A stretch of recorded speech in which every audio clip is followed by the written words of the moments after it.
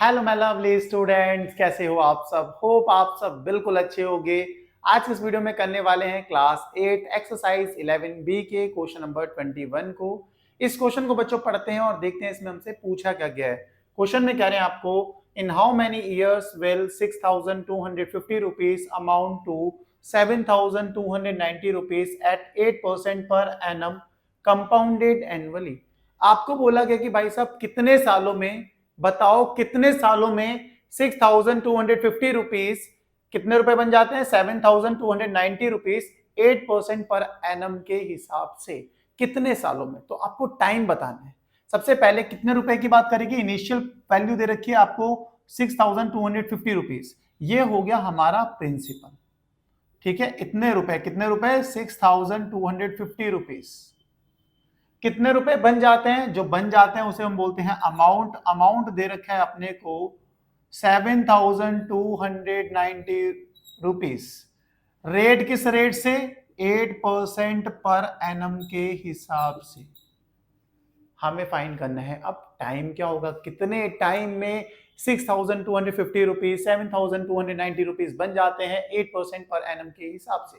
Time बताना है तो जिसको फाइंड करना होता है इसको अज्यूम कर लेते हैं। तो हम लिख लेते हैं लेट द टाइम, जिसको हम किससे रिप्रेजेंट करते हैं, एन से, इसको हम अज्यूम कर लेते हैं टी ईयर्स।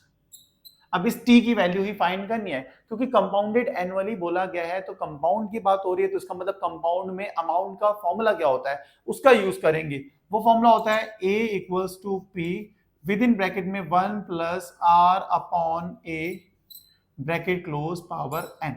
यही फॉर्मूला होता है ना। आप बोलोगे हाँ जी यही फॉर्मूला होता है।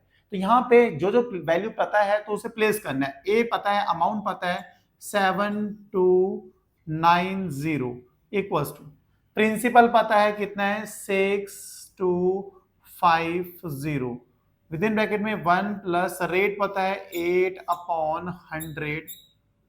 ठीक है, पावर एन को हमने अज्यूम कर रखा है टी।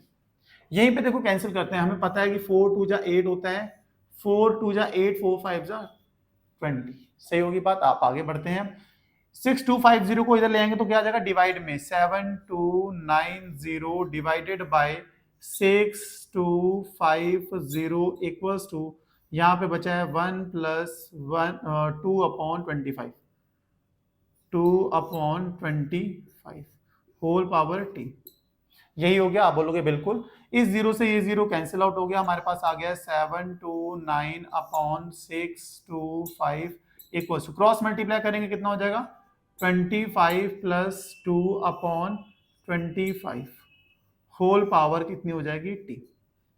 सही होगी बात। आगे बढ़ते हैं। 729 किस नंबर का स्क्वायर करने पे आता है, या तो ये समझ लो, या 729 का स्क्वायर रूट क्या होता है, आप बोलोगे 27। तो 729 किस नंबर का स्क्वायर करने पे आता है, 27 का स्क्वायर करने पे आता है। तो यहाँ पे हो गया 27 का स्क्वायर, और 625 किस नंबर का स्क्वायर करने पे आता है, 25 का स्क्वायर करने पे आता है, इक्वल्स टू, यहाँ पे 25 प्लस 2 कितना होता है 27/25 होल पावर टी।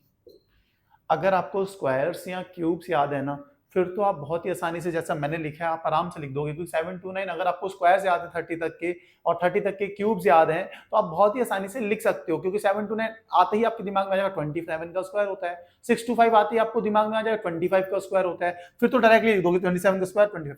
अगर नहीं याद है तो भाई प्राइम फैक्टराइजेशन मेथड से आपको ग्रुपिंग करनी पड़ेगी, पेयर बनाने पड़ेंगे, उसके बाद आप ये लिख पाओगे।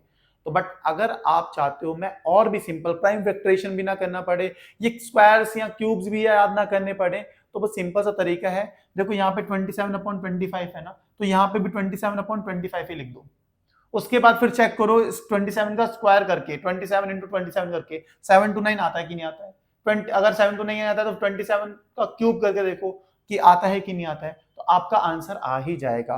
तो अब यहां तक पहुंचने के बाद इसको आगे यहां कर लेते हैं। इसे लिख सकते हैं 27/25 का होल स्क्वायर, और इधर है अपने पास 27/25 की होल पावर टी। आपको पता है ये दोनों देखो इक्वल है, ये दोनों क्या है, इक्वल है। और इक्वल कब हो सकता है, दोनों का बेस सेम है तो पावर भी सेम होगी ना, ऑब्वियस सी बात है, तभी इक्वल होंगे। तो टी की वैल्यू आ गई हमारे पास 2, मतलब 2 ईयर्स। यही हमें फाइंड करना था, कितने साल के बाद होंगे, 6,250 रुपीज, 2 साल के बाद 7,290 रुपीज बनेंगे 8% पर एनम के हिसाब से।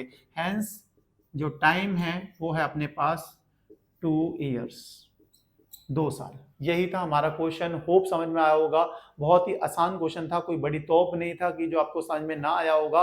क्वेश्चन में क्लियरली बोला गया था कि ये प्रिंसिपल, ये अमाउंट और ये रेट है, टाइम बताना है। तो टाइम को हमने अज्यूम कर लिया, अमाउंट का फॉर्मूला यूज किया, वैल्यू प्लेस करी और टी आ गया 2 साल। यही था हमारा क्वेश्चन, होप समझ में आया होगा। समझ में आया तो वीडियो को लाइक, चैनल को सब्सक्राइब करना, नहीं आया तो कमेंट करना। मिलते हैं नेक्स्ट वीडियो में नेक्स्ट क्वेश्चन के साथ। Bye bye, good night, take care.